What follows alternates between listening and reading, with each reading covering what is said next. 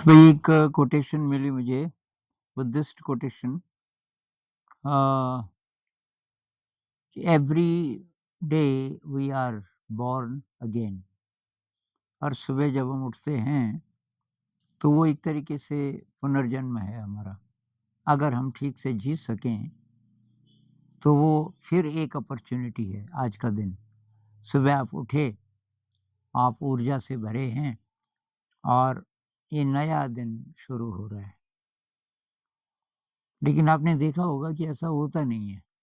बहुत जल्दी हमारा जो नया दिन है वो पुराना हो जाता है। पुराना क्यों होता है? पुराने विचारों से। क्योंकि आज का दिन कैसा है उसको हम ढंग से देखते भी नहीं। बाहर जाके थोड़ा-सा मौसम देखो, मौसम कैसा है, आकाश कैसा है, आपके आस-पास अगर पेड़-पौधे हैं, कैसे दिखाई दे रहे हैं। और लोग हैं, तो उनको नई नज़र से हम देख सकें, यादें ना हों पुरानी। तो हमारी फ्रेशनेस क्यों बहुत जल्दी गायब हो जाती है, उसका कारण है पुरानी यादें। पुरानी यादें और उससे तब हमारी डेफ़िनिशन और हमारी ज़िंदगी की डेफ़िनिशन बनती है। क्योंकि उठते ही बहुत जल्दी हम वैसे ही समझने लगते हैं कि आज का दिन भी वैसे ही है, जैसे कल था, जैसे परसों था। अब नाश्ता बनेगा, थोड़ी देर में नाश्ता खाएँगे, फिर ऑफ़िस जाएँगे, फिर ऑफ़िस का काम करेंगे, फिर वापस आएँगे जैसे और दिन करते थे। तो डिफ़रेंट क्या है आज का दिन? जबकि आज का दिन एकदम अद्वितीय है। ऐसा दिन आज तक इस ब्रह्मांड में कभी नहीं आया। आज के दिन जो स्थिति पृथ्वी की है, सूरज की है, सोलर सिस्टम की है, मिल्की वे गैलेक्सी की है, तमाम दूसरी गैलेक्सीज़ की है, आज के दिन, वो स्थिति पहले कभी नहीं थी। आज के दिन अगर मैं पुरानी यादों से अपने मन को मैला ना कर दूँ, तो फिर एकदम फ्रेश रह सकता हूँ मैं। तो शायद बच्चा जब उठता है सुबह, उसके लिए ऐसा होता है। आज का दिन एकदम नया, एकदम एडवेंचर, जैसे कोई अ, एकदम नई चीज़ हो आपके पास, नई एनर्जी हो। क्या हम ऐसे जी सकते हैं?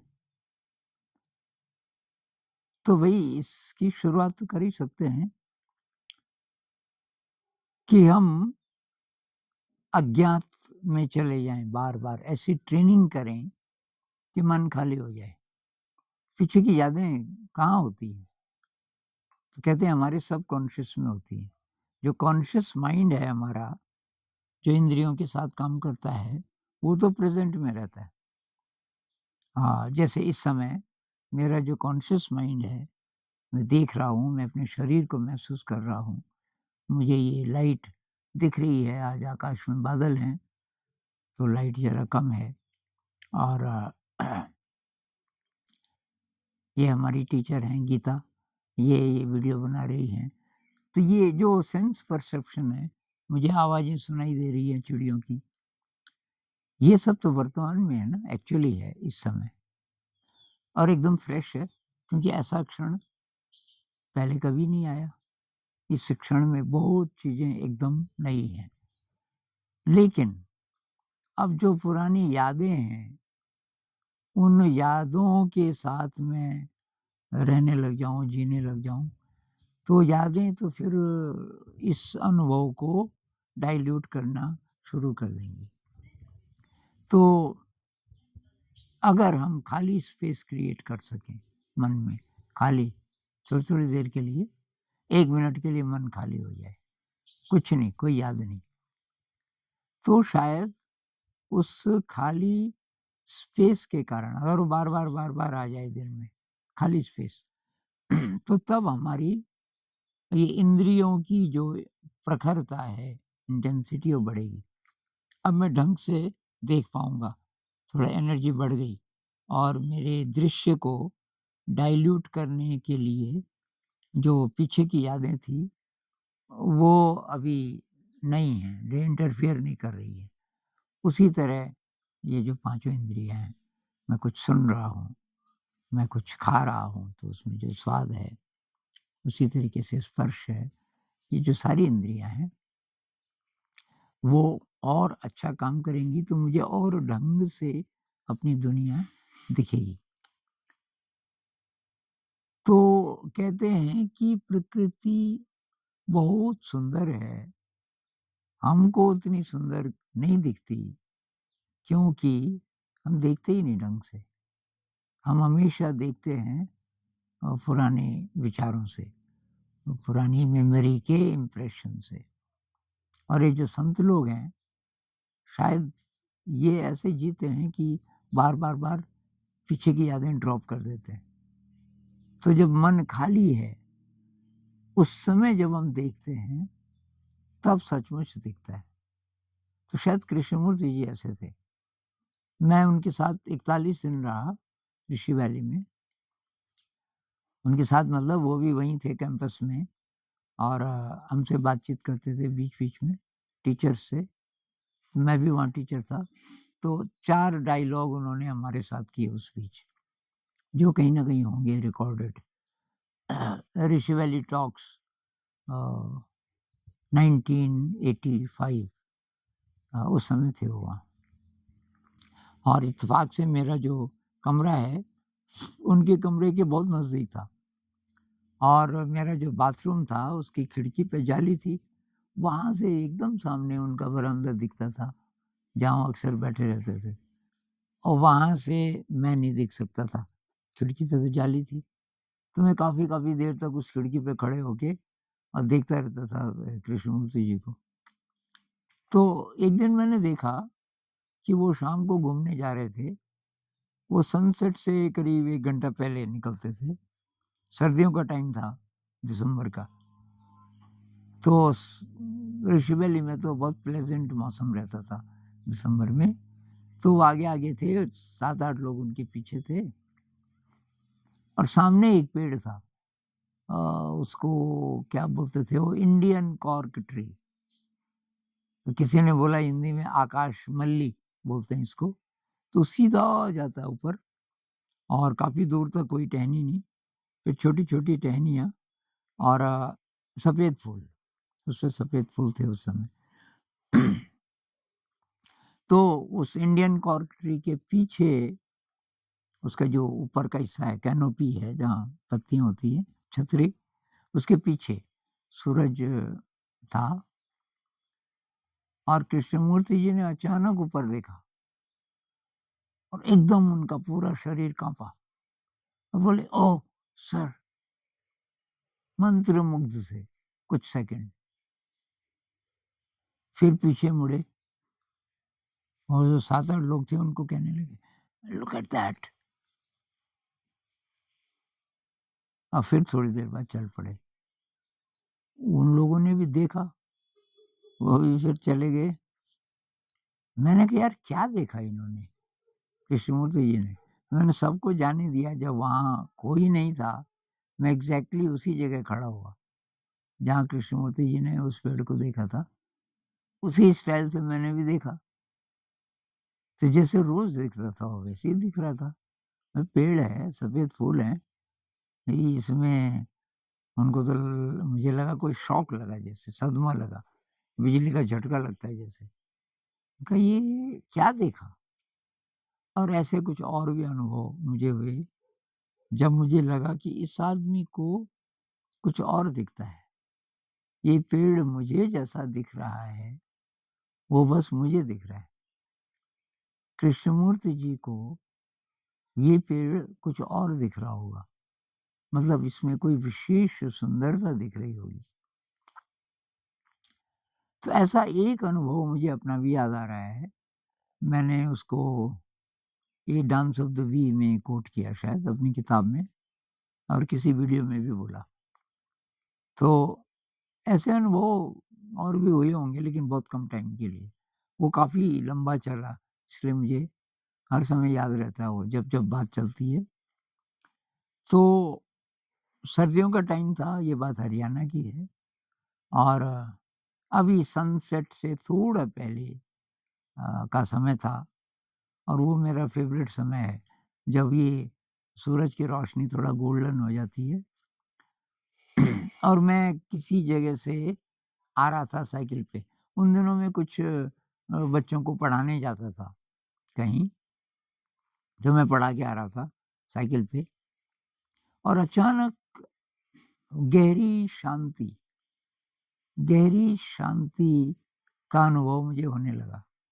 मेन रोड थी, मैं किनारे-किनारे साइकिल चला रहा था और मेरी नज़र पड़ी उस सड़क के दूसरी तरफ, मैं इस साइड से जा रहा हूँ, ये सड़क है, इस तरफ। थोड़ी-थोड़ी दूर पे वो पेड़ थे, सिल्वर ओक सिल्वर ओक के पेड़। ये बात है शायद 82 के आसपास की, 81, 82 और ये जो कृष्णमूर्ति जी वाली बात है 85 की है। तो वो जो पेड़ हैं, जहाँ मैं था वहाँ से वो सब जैसे कि बहुत क्लोज़ हों। जैसे 3-4 फीट पे दूसरा पेड़ हो, जबकि रहा होगा वो 15-20 फुट पे दूसरा पेड़ और ऐसे बहुत सारे पूरी लाइन थी मतलब जब जहाँ तक सड़क दिख रही थी, वहाँ तक ये पेड़ थे, सिल्वर ओक और उसपे पीले फूल, बड़े-बड़े फूल और अंदर एकदम शांति और मुझे जो फीलिंग थी वो ऐसी थी कि स्वर्ग की कोई लेन है और एकदम अद्भुत दृश्य, सारे शरीर में रोमांच की फीलिंग और वो दृश्य इतना कमाल का, इतनी सुंदरता बहुत रेयर। लेकिन मुझे अचानक लगा मेरा शरीर भारी हो रहा है।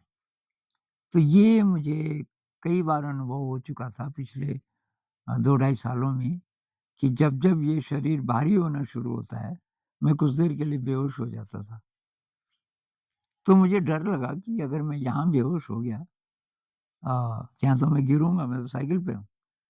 इससे पहले जब भी ये शरीर भारी होना और बेहोश होना, ये जो एक्सपीरियंस हुआ था, तो मैं कमरे में होता था अपने, तो मैं लेट सकता था इससे पहले कि कुछ हो। उस दिन तो वो भी ऑप्शन नहीं था। तो मैंने बहुत जल्दी-जल्दी इधर-उधर देखना शुरू किया कि मैं क्या करूँ? तो मैंने देखा ये सड़क है, मैं इस तरफ हूँ, यहाँ एक पेड़ था, मेरे ख़्याल से सेमल का पेड़ था, बहुत बड़ा, उसका तना बहुत मोटा और वो सड़क से काफ़ी दूर था, करीब 15-20 फीट। मैंने कहा ये ठीक है। मैं साइकिल से उतरा और साइकिल को लेके वहाँ चला गया और वो जो पेड़ था उस पे मैंने अपनी पीठ टेक दी और जो साइकिल है उसको अपने छाती पे ऐसे। तो रिलैक्स एकदम और देखता रहा। वो जो सिल्वर ओक थे, उनको देखता रहा। उस दिन मैं बेहोश नहीं हुआ। ये उस दिन अच्छी बात ये रही, बेहोश नहीं हुआ और जब तक वो अनुभव चला, तो तब तक मैं जैसे स्वर्ग में था और अभी मैं सिक्योर था। उनका यहाँ तो मैं सुरक्षित हूँ, मतलब बेहोश हो भी जाऊँगा, ज़्यादा से ज़्यादा मैं शायद नीचे खिसकूँगा, ज़मीन पे बैठ जाऊँगा, साइकिल से ज़्यादा चोट नहीं आएगी मुझे। लेकिन ऐसा कुछ हुआ नहीं, मैं पूरा कॉन्शियस रहा। अचानक फिर एक क्षण आया और सड़क पे धूल ही धूल और ट्रक, मेन रोड थी, ये गंदे-गंदे ट्रक जा रहे और उनकी आवाज़ भी बहुत खराब और वो धुआँ उनका जो धुआँ निकल रहा था और धूल ही धूल। मैंने कहा ये क्या हो गया? ये सारी जो आवाज़ें हैं और ये जो दृश्य ट्रक वगैरह-वगैरह, ये जैसे था ही नहीं पहले। मैंने फिर देखा सिल्वर ओक की लाइन और वो फूल उसके पीले। तो मैंने कहा ये पीले फूल नहीं, ये धूल का रंग है। ये धूल इतनी जो उठ रही है, उसके कारण ऐसे दिख रहे एकदम गंदा दृश्य और मेरा भारीपन तो अब गायब हो गया और मन एकदम उदास, बुझा-बुझा सा। जैसे कि कोई मैं स्वर्ग में था और किसी ने मुझे अचानक 1 सेकंड में ये वहाँ से बाहर निकाल दिया। तो ये जो अनुभव मुझे हुआ ये कुछ-कुछ उस कैटेगरी का था।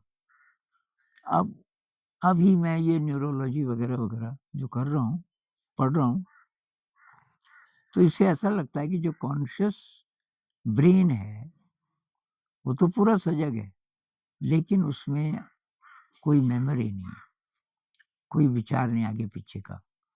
कृष्णमूर्ति जी की भाषा में कहें तो टाइम नहीं है।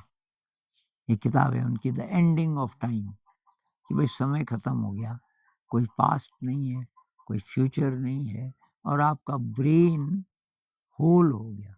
उन क्षणों में आपका कॉन्शियस, अनकॉन्शियस जो भी कह लो, ब्रेन का जो अज्ञात हिस्सा है, वो सारा एक हो गया और सारा प्रेज़ेंट मोमेंट में अ, एक साथ अ, काम कर रहा है, बिना मेमोरी के, बिना पास्ट के, बिना फ्यूचर के।